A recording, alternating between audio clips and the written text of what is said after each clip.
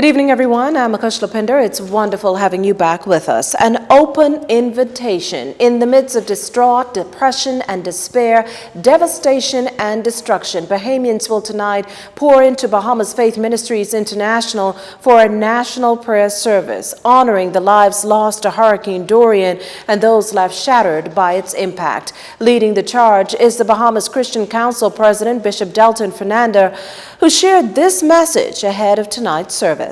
Today, as we prepare for our national prayer service, we focus on a God that is able to keep us in the time of trouble. We've gone through a traumatic experience, and last night we began this service of celebration in Atlanta, Georgia. I was glad to be here with pastors and leaders from the Commonwealth of the Bahamas and tremendous friends and family in the historic Ebenezer Baptist Church, where we lifted our voices in prayer and prayed in another country for the Commonwealth of the Bahamas, pledging their finances and firming up a sister state agreement. Now we come home, and through the Commonwealth of the Bahamas and all of our islands, we pause to turn to a God that is our refuge in the time of trouble. Bishop Fernanda challenged every Bahamian to come out and fill BFM. Let's make this a calendar event. This will be the second time we've had a National Day of Prayer. I wish that every year before the hurricane season we'll pause in the time of prayer.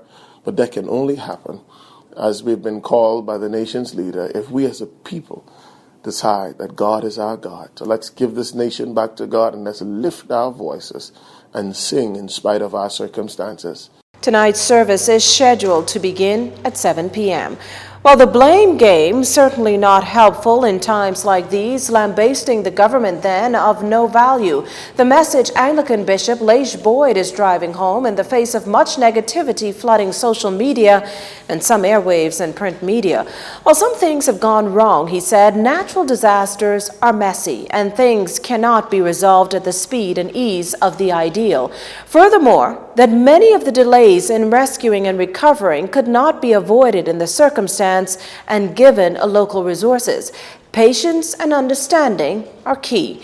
A united Bahamas is most needed, and according to Bishop Boyd, that calls on working harder on the positive, telling stories of survival not as criticisms, but as what they are, triumph. The Anglican head called on Bahamians to rebuild stronger and better, stressing that while full recovery will take time, it is on the way. If there are any lessons Dorian has taught the government, it's that climate change is real, and consequently, so is the need to adapt.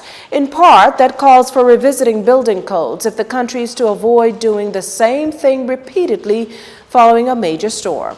Houses need to be designed in such a way to withstand stronger winds. I mean, in the 70s, we revisited the building code. We must look at it again, because houses now have to be built to withstand gusts of 200-mile-per-hour winds. I mean, this is going to become commonplace, unfortunately, as we move forward. And according to Housing Minister Ramal Ferreira, here's what must be taken into account. In real terms, that would mean steel, the grade of steel and the type of steel depending on the structure of the building, the richness of the concrete depending on the type of structure, the depth of the foundation, how far above sea level, how far above being sea level do we actually build the foundation to prevent flooding. It'll mean stuff like that. How many clips do you put on your rafters? The types of rafters you put on, the strength of the clips, the amount of nails. Every single detail will have to be evaluated to give you that result for your home, which is most people's largest investment in their life that can withstand these events. As the minister explained, one of the challenges some homeowners face is having to wait on insurance claims. Now, as for proper drainage in flood-prone areas, he says they're constantly looking for ways to better engineer. The ministry works as teams on the ground, and this is an important priority because flooding is something that you don't take into consideration, but it's a real event, and it certainly happened in East and Grand Bahama. The confidentiality of government files thrown into question after some storm victims sought shelter in the government complex in Marsh Harbor, Abaco during and immediately following Dorian's passage. Men, women, and children had made their beds, some on the cold floor, while others sat around talking.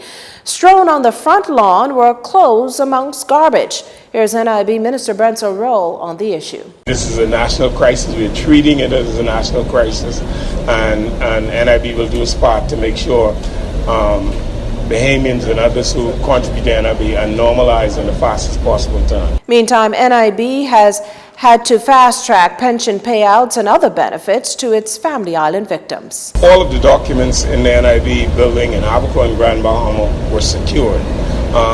We made sure that documents were properly secured. The place, the office was managed by individuals who made sure that certain things happened. And more critical to us, I believe, is the fact that now most of those persons have gone out of our buildings. We are trying to normalize it. I've given instructions and they're following through on sanitizing the building before we take the building back. NIB has set up a special information center at its Blue Hill Road headquarters to address the influx of individuals who may need documents or unemployment assistance. An 1,800 kilowatt generator due in Abaco. This will allow BPL to power South Abaco as soon as restoration and rebuilding is complete. BPL still working, though, to secure more generation to ensure the load does not outstrip capacity during peak consumption.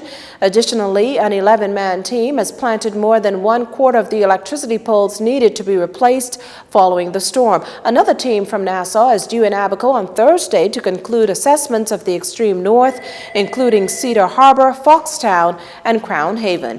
You're watching JCN News. Stay with us. This segment of the news was brought to you by Alive.